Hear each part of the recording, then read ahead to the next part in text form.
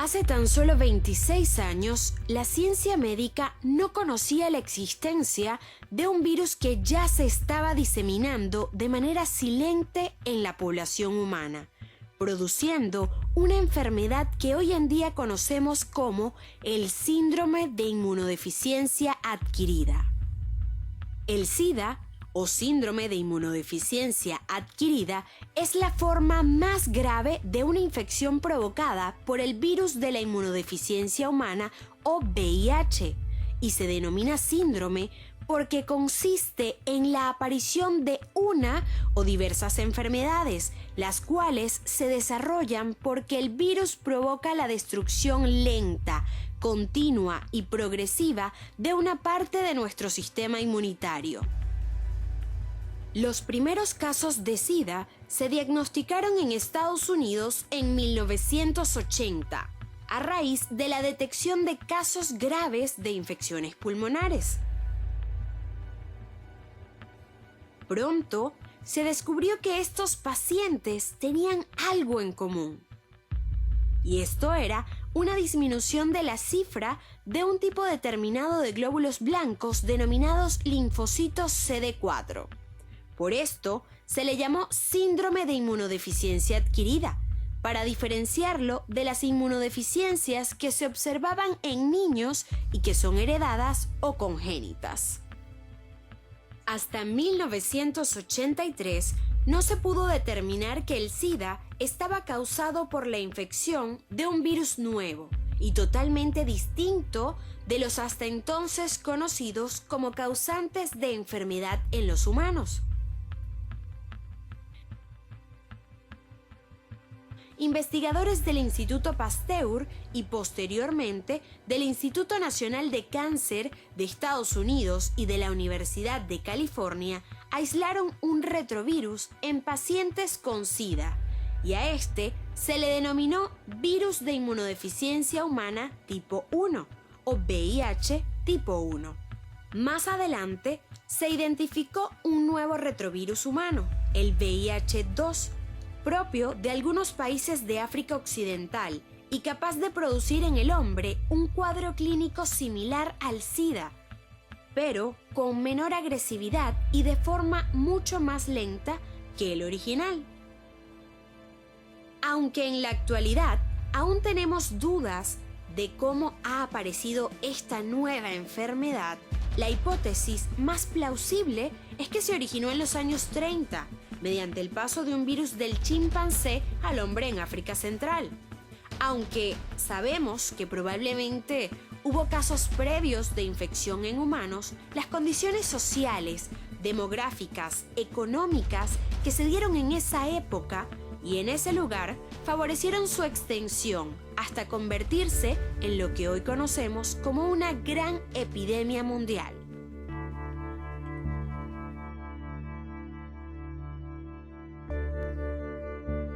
El VIH, agente etiológico del SIDA o del síndrome de inmunodeficiencia adquirida, pertenece a la familia de los retrovirus humanos o la familia Retroviridae. Los virus de esta familia tienen una envoltura externa y en su centro tienen dos copias de ARN, así como una enzima importante para su replicación llamada transcriptasa inversa, la cual eventualmente convertirá ese ARN monocatenario en ADN bicatenario. El componente retro puede traducirse literalmente como que va hacia atrás o que se traduce hacia atrás. Y es que precisamente los retrovirus llevan este prefijo, ya que su replicación es totalmente inversa a la que ya conocemos. Tienen la particularidad de ser un virus ARN que al ingresar a la célula del hospedador a la cual infectan, su genoma ARN dentro de la misma se convierte en una molécula de ADN que luego se integrará en el cromosoma de la célula infectada, modificando por completo su genoma. ¿Qué hace posible esto? Lo cierto es que el mismo virus posee una enzima conocida como transcriptasa inversa, la cual se encarga de convertir el genoma ARN ARN en una copia de ADN de doble cadena. Es importante señalar que el descubrimiento de esta enzima fue digno de un premio Nobel de Medicina para los virólogos estadounidenses David Baltimore y Howard Temmin.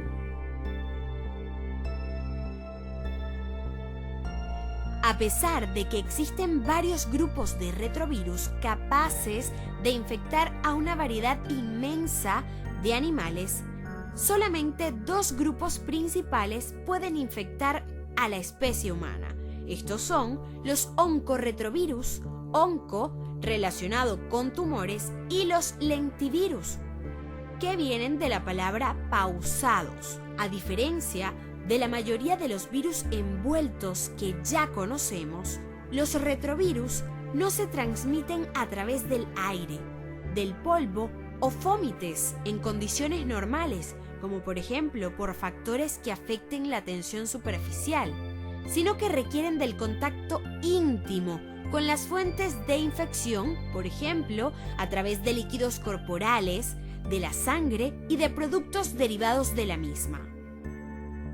Una de las características más importantes de los lentivirus es que pueden persistir en los hospedadores infectados por largo tiempo, sin que hayan manifestaciones clínicas, hasta que la respuesta inmunitaria se ve alterada y resulte ineficaz, permitiendo así mayor replicación del virus, que se vuelve más citopático, ocasionando la muerte de linfocitos T y de células infectadas como monocitos, macrófagos, células dendríticas, entre otras. Y es en este momento en el cual aparecen los signos y síntomas de esta enfermedad, y el individuo se vuelve mucho más susceptible a infecciones oportunistas. Todas las características mencionadas son propias del VIH tipo 1, el cual, como hemos mencionado, tiene efectos más drásticos al destruir los linfocitos TCD4, que son fundamentales para la efectividad y la regulación de la respuesta inmunológica, causando así lo que conocemos hoy en día como el síndrome de inmunodeficiencia adquirida. El genoma del VIH está constituido por dos moléculas de ARN monocatenario. Cada molécula de ARN contiene los 3 genes requeridos para la sobrevida del mismo en nuestro organismo. El primero, o gen POL, codifica las 3 enzimas que participan en la replicación. Estas son la transcriptasa inversa, o también llamada ADN polimerasa, que es la enzima responsable de la replicación del genoma. La segunda sería la integrasa, que es la enzima necesaria para la integración del provirus al genoma de la célula huésped. Y por último, pero no menos importante, la proteasa, que es la encargada de preparar a la partícula viral para salir de la célula. El segundo, o gen GAG, codifica la proteína 24, también llamada cápside, y la proteína 17, también llamada matriz. Finalmente tenemos al gen ENV. A su vez, codifica la envoltura lipídica del virión y a las glucoproteínas que así la conforman. La glucoproteína 41 o de transmembrana y la glucoproteína 120 o externa, que son muy importantes para la penetración del virus a la célula huésped, las cuales van a experimentar frecuentemente variaciones antigénicas. De esta forma, al microscopio electrónico revela un virión esférico con un diámetro aproximado de 100 a 140 nanómetros y de una estructura icosaédrica.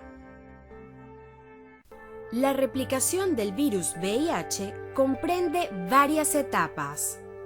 Cada una de ellas es crucial para el éxito de dicha replicación y son el principal blanco de los medicamentos antirretrovirales.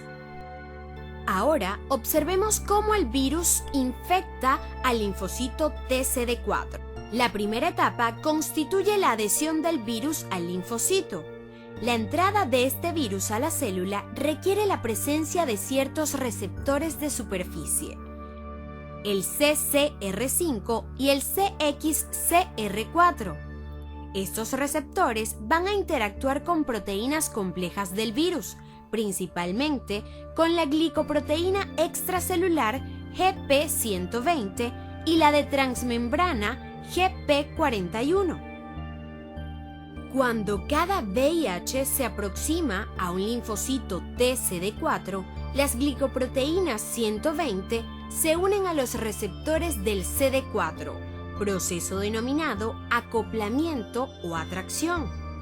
Esta unión genera un cambio conformacional, lo cual permite a la glicoproteína 41 que interaccione con los receptores CCR5, lo cual da origen a la segunda etapa,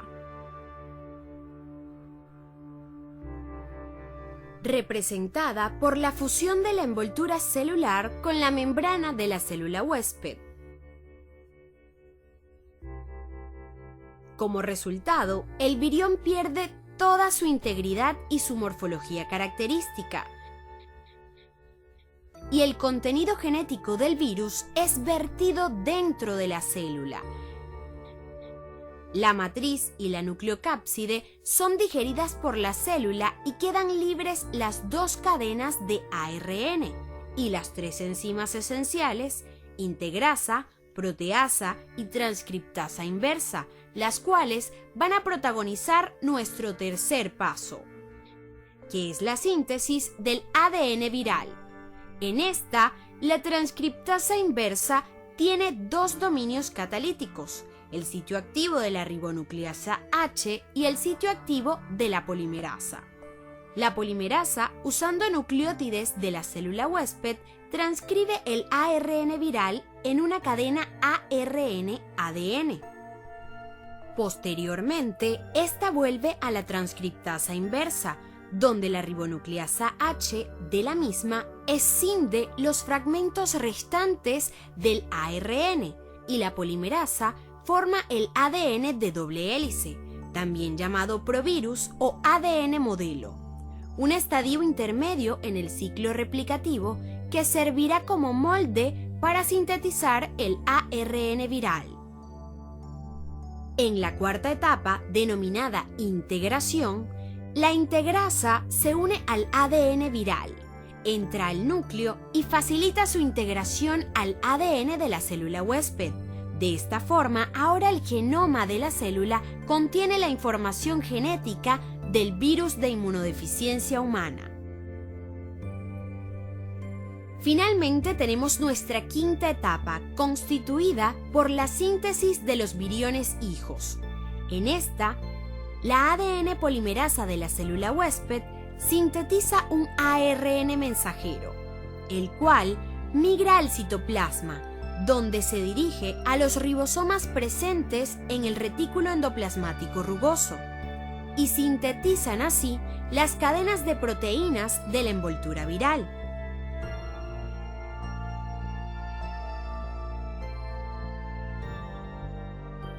Posteriormente, salen del retículo endoplasmático y viajan hasta la superficie celular, donde se van a unir con otras proteínas de superficie que ya han sido sintetizadas.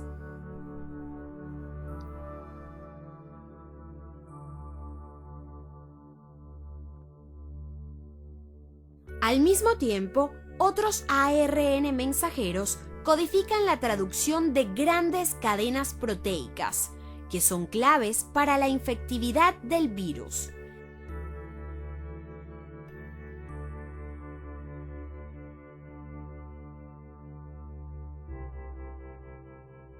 Estas empiezan a migrar a la superficie con dos ARN virales, donde se encuentran con las proteínas de la envoltura viral.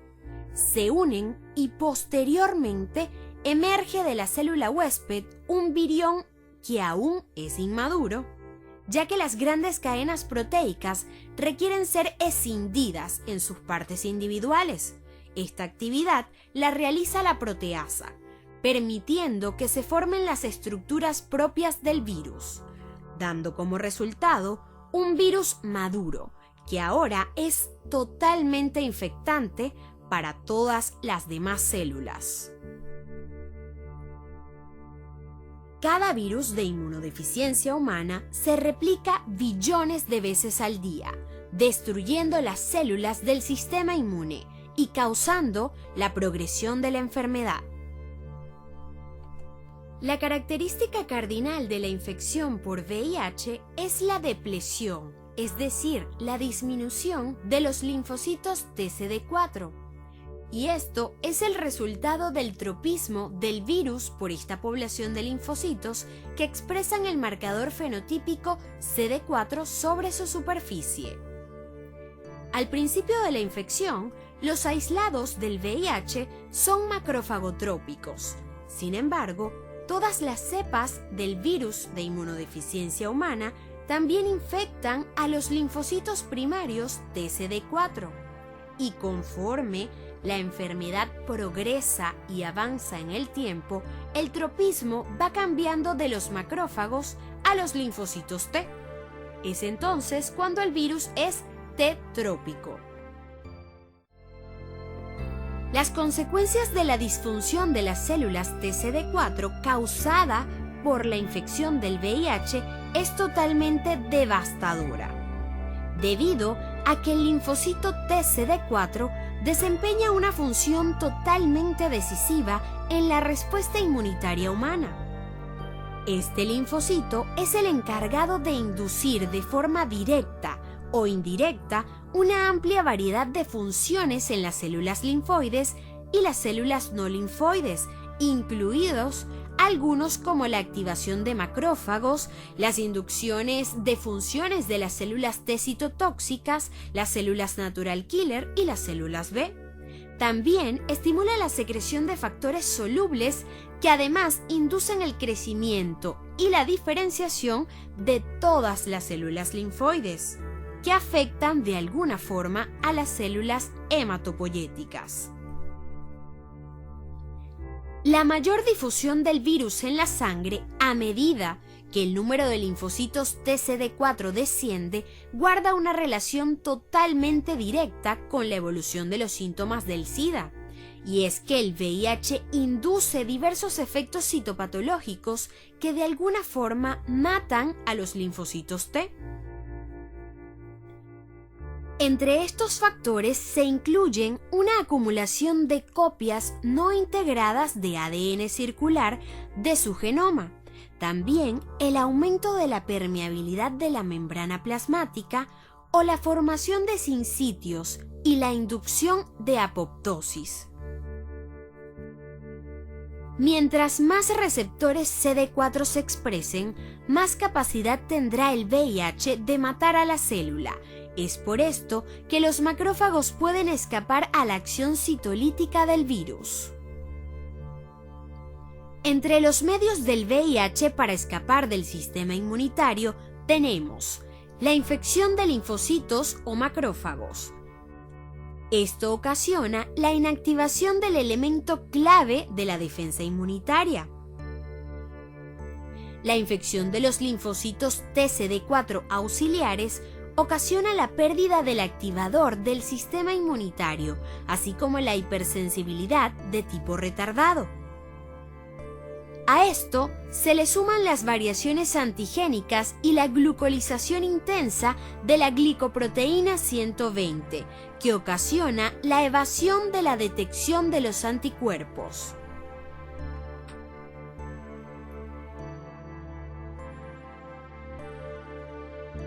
Los linfocitos TCD8 son críticos para controlar la progresión del VIH a SIDA. Estos linfocitos pueden matar a células infectadas por acción citotóxica y además produciendo factores supresivos que restringen la replicación viral, induciendo quimiosinas que además bloquean la unión del virus a su correceptor. Pero tenemos que recordar que el linfocito CD8 debe activarse con el linfocito CD4, por lo que disminuyen con el curso de la infección. ya que la célula blanco de la infección por VIH es el linfocito CD4, que es el encargado de la regulación de todas las respuestas de nuestro sistema inmunitario. Y si no tenemos al regulador que induce de alguna forma todas las respuestas necesarias para la eliminación del virus de nuestro organismo, entonces esta infección permanecerá en el tiempo y progresará al síndrome de inmunodeficiencia adquirida que actualmente conocemos. Es por este motivo que los medicamentos antirretrovirales lo que intentan realizar es disminuir la carga viral para que de alguna forma aumenten los linfocitos TCD4 y de esta forma se refuerce el sistema inmunitario del paciente infectado. Así, este podrá tener las defensas necesarias para evitar las infecciones oportunistas y las neoplasias malignas asociadas a este síndrome. El curso típico de la infección por este virus presenta varias etapas. La infección primaria puede ser asintomática o 10 a 14 días después de la exposición presentar algunos síntomas específicos, tales como fiebre, dolor de garganta, linfoadenopatías o erupción cutánea. Después de la infección primaria se produce la replicación viral y es detectable la viremia.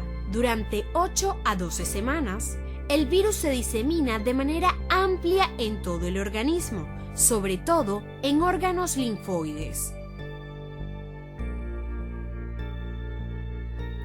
Posteriormente, hay un descenso significativo en los linfocitos CD4 en esta etapa temprana de la infección. Después de una semana a 3 meses, se produce una respuesta inmunitaria al VIH. Desciende la viremia del plasma y se presenta un aumento de las células TCD4. Sin embargo, la respuesta inmunitaria no es capaz de eliminar por completo la infección. Es por ello que persisten las células infectadas con VIH en los ganglios linfáticos y entonces la infección pasa al segundo periodo, que sería el de latencia. Este puede durar aproximadamente 10 años. Aunque hay muy pocas células infectadas en sangre, no hay una verdadera latencia, pues es importante destacar que hay células que expresan el virus en zonas linfoides, y el sistema inmunitario se deteriora de forma gradual y progresiva, manifestándose en una declinación de los linfocitos CD4 circulantes. En este periodo, el paciente puede volverse totalmente asintomático, o por el contrario, desarrollar una linfoadenopatía generalizada, persistente o, en otros casos, remitir antes de progresar durante meses o por años a la condición pre-SIDA, conocida como complejo acompañante del SIDA, que es caracterizado por diarrea, candidiasis oral, pérdida de peso y fiebre. Posteriormente, la enfermedad puede progresar hasta desarrollar SIDA o síndrome de inmunodeficiencia adquirida, ya con las infecciones oportunistas, el sarcoma de Kaposi o el linfoma de las células B. La mayoría de los pacientes con SIDA desarrollan también síntomas neurológicos en cualquier etapa de la enfermedad, debido a las infecciones oportunistas, a las neoplasias del sistema nervioso central o a la invasión directa y la replicación del VIH en las neuronas. El complejo demencia-SIDA, síndrome neurológico más común, es una manifestación tardía de la enfermedad y que se caracteriza por mala memoria, incapacidad para la concentración, apatía, retardo psicomotor, anormalidades motoras y cambios en la conducta. El factor más importante en el desarrollo del SIDA en los individuos infectados por VIH es el tiempo. La mayoría de los individuos, si no todos, en un máximo de 15 años desarrollan el síndrome. Diversos factores afectan la supervivencia, incluyendo la edad, el sexo, el tipo de diagnóstico inicial, el estado inmunológico, que resulta ser el más importante, ya que, como se ha dicho, la respuesta de los linfocitos citotóxicos dependientes de los linfocitos CD4 disminuye con la progresión de la enfermedad, y esto trae como consecuencia la pérdida del control de la viremia. Además, las causas probables para que esto ocurra son el agotamiento inmunológico, la falta de un adecuado funcionamiento de las células CD4 o también factores asociados al hospedador. Las causas predominantes de morbilidad y mortalidad entre los pacientes con infecciones de VIH en etapas tardías son las infecciones oportunistas, es decir, infecciones graves por agentes que pocas veces causan enfermedades importantes en individuos inmunocompetentes. Las infecciones oportunistas más frecuentes en los pacientes con SIDA incluyen aquellas por bacterias como por ejemplo la Mycobacteria tuberculosis, la Salmonella o el Streptococcus. Entre los hongos podemos mencionar a la Candida albicans, protozoarios como el Toxoplasma gondii, la Giardia lamblia, la Isospora belli y el Cryptosporidium. Además de virus como el citomegalovirus, el Epstein-Barr, el varicela zoster, el virus de la hepatitis B, entre otros.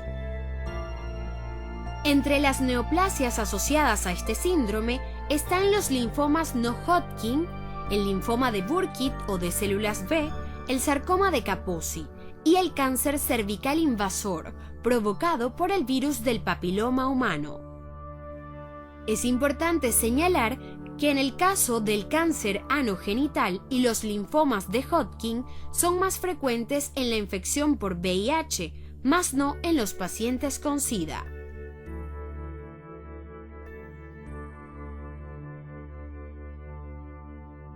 El primer método o aislamiento del virus. En este, el VIH se cultiva de los linfocitos de la sangre periférica y a veces se puede realizar también a través de muestras de otros sitios. El número de linfocitos infectados circulantes varía con la etapa de la enfermedad. Es importante mencionar que la técnica de aislamiento más sensible es cultivar conjuntamente la muestra problema con mononucleares de sangre periférica, estimulados por un mitógeno y no infectados.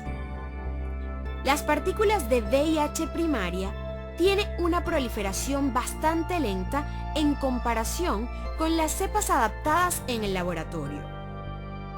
También sabemos que la proliferación de los virus se detecta al estudiar los líquidos sobrenadantes del cultivo después de aproximadamente 7 a 14 días, para que así surja la actividad de la transcriptasa inversa o los antígenos específicos del virus, por ejemplo, el P24. Sin embargo, debemos destacar que las técnicas de aislamiento son lentas y bastante laboriosas, y se van a circunscribir a estudios de investigación. Las técnicas de amplificación por PCR se utilizan más a menudo para identificar el virus en muestras clínicas. El segundo método diagnóstico por laboratorio es la serología. Sabemos que en el comercio se consiguen equipos de prueba para medir anticuerpos con la técnica de enzimoinmunoanálisis. Estos métodos, si se practican de manera apropiada, poseen sensibilidad y especificidad incluso mayor del 98%. Cuando se usan los métodos basados en enzimoinmunoanálisis para el cribado de poblaciones con una pequeña prevalencia de infecciones por VIH, como por ejemplo en el caso de los donadores de sangre, al surgir una prueba positiva en una muestra de suero, habrá que repetirla para mayor confirmación.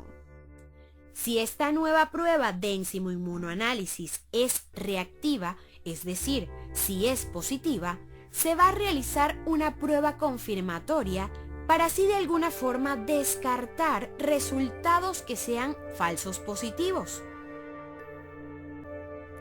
En este caso, la técnica más utilizada para la confirmación y así descartar estos falsos positivos es la inmunotransferencia, en la cual se detectan proteínas de pesos moleculares específicos que son propias del virus de inmunodeficiencia humana. Más a menudo se identifican anticuerpos contra la proteína P24 del centro de la partícula o las glucoproteínas GP41, GP120 o GP160 que están presentes en la cubierta del virus.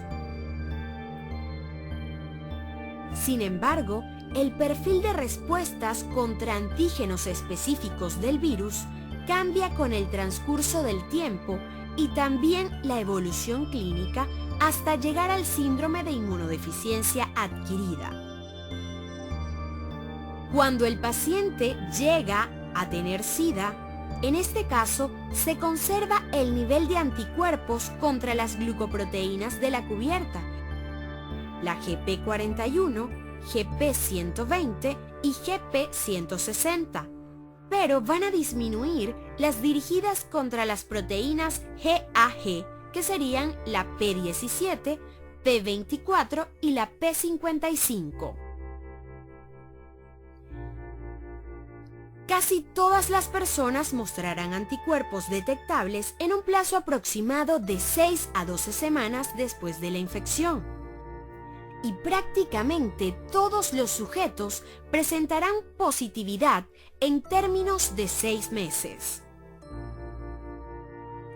Muy pocas veces, la infección por VIH dura más de 6 meses sin que surja una respuesta detectable de anticuerpos.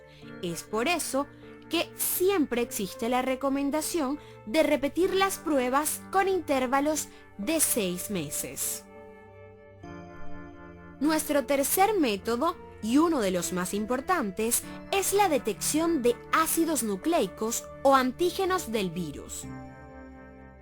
Para detectar el ARN viral en muestras de seres humanos, a menudo se utilizan técnicas de amplificación, como por ejemplo el RT-PCR o también el PCR de ADN. El método de RT-PCR utiliza enzimas para amplificar el ARN del VIH, mientras que la técnica del PCR de ADN amplifica el ARN del virus por métodos de hibridación seriada de oligonucleótidos. Estas técnicas son cuantitativas y se utilizan estándares de referencia.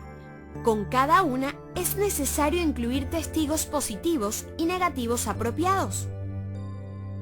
Estos métodos moleculares son muy sensibles y constituyen la base para las cuantificaciones del número de virus en plasma. La heterogeneidad de las secuencias de VIH puede menoscabar la sensibilidad de estas técnicas para detectar infecciones por virus de inmunodeficiencia humana. Es importante señalar que los niveles de ARN del VIH son marcadores de predicción bastante importantes, ya que señalan la evolución de la enfermedad y constituyen medios útiles para vigilar la eficacia de las terapias antirretrovirales. En el caso de infección por VIH en hijos de madres infectadas, se practica por medio de técnicas de detección de ARN del VIH plasmático. La presencia de anticuerpos de la madre hace que no sean útiles los estudios serológicos. Poco después de la infección, se detectan por medio de enzimoinmunoanálisis en plasma niveles pequeños del antígeno P24 del VIH circulante. El antígeno a menudo no se detecta después de que aparecen los anticuerpos, pero a veces reaparece en etapa tardía de la infección y tal signo conlleva un mal pronóstico. La erradicación del VIH en los pacientes infectados no parece posible con los tratamientos actuales. Propiamente hablando, hoy en día el SIDA es incurable. Sin embargo, muchos de los procesos oportunistas que comprometen la vida de los pacientes con SIDA tienen un tratamiento eficaz. Además, la administración de fármacos antirretrovirales ha permitido alargar considerablemente la supervivencia de los sujetos seropositivos, de manera que la enfermedad se ha convertido en un proceso crónico. El primer objetivo del tratamiento es reducir al máximo la multiplicación del VIH. El segundo se deriva del primero y es permitir que el sistema inmuno se reconstituya y así mejorar la evolución de las distintas complicaciones infecciosas y neoplásicas que presentan los pacientes con SIDA y, mejor todavía, evitarlas. Los fármacos antirretrovirales se clasifican por familias, dependiendo del momento de la replicación del virus en el cual ellos actúan. Tenemos los primeros, que son los inhibidores de la transcriptasa inversa, y fueron los primeros fármacos que se utilizaron.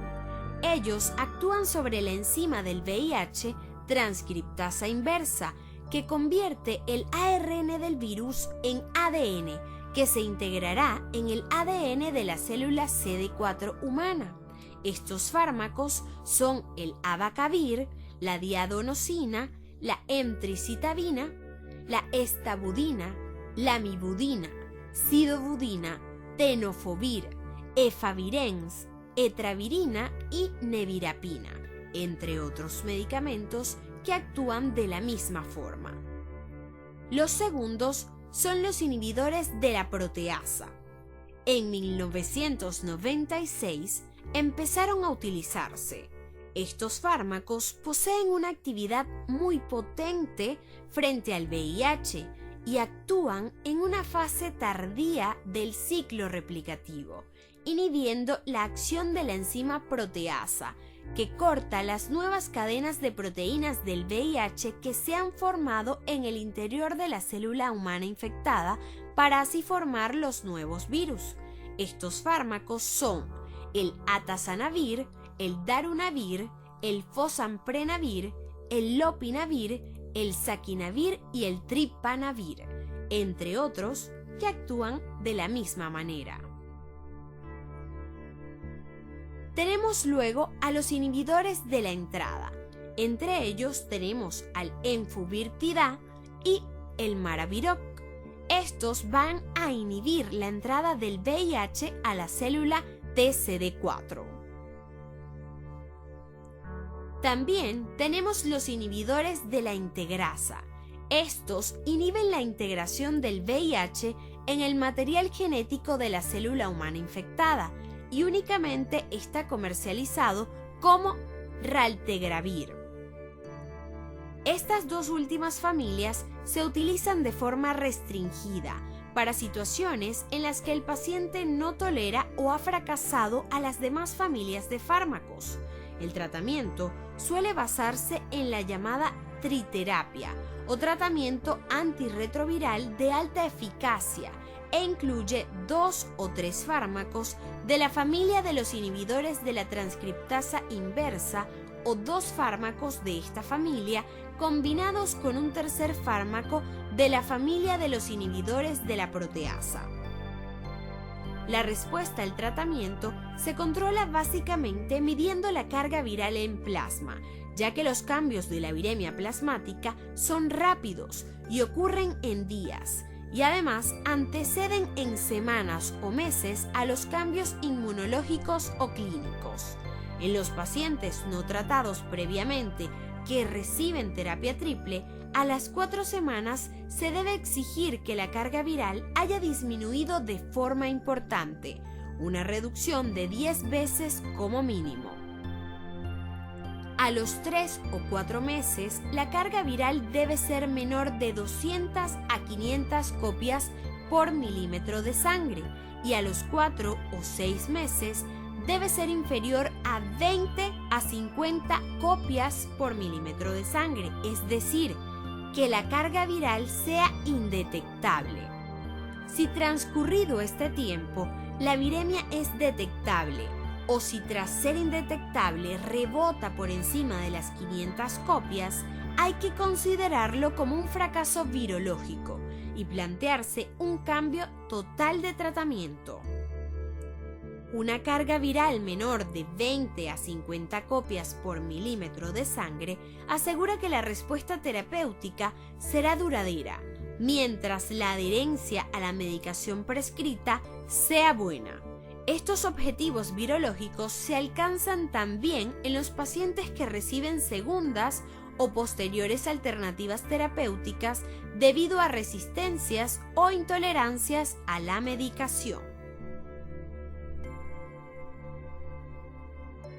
El desarrollo de una vacuna preventiva eficaz probablemente requerirá aún varios años de estudios. En su ausencia, la mejor prevención de la infección por VIH consiste en evitar su transmisión. La obtención de vacunas preventivas y terapéuticas eficaces contra el SIDA es la gran asignatura pendiente de la investigación sobre el VIH.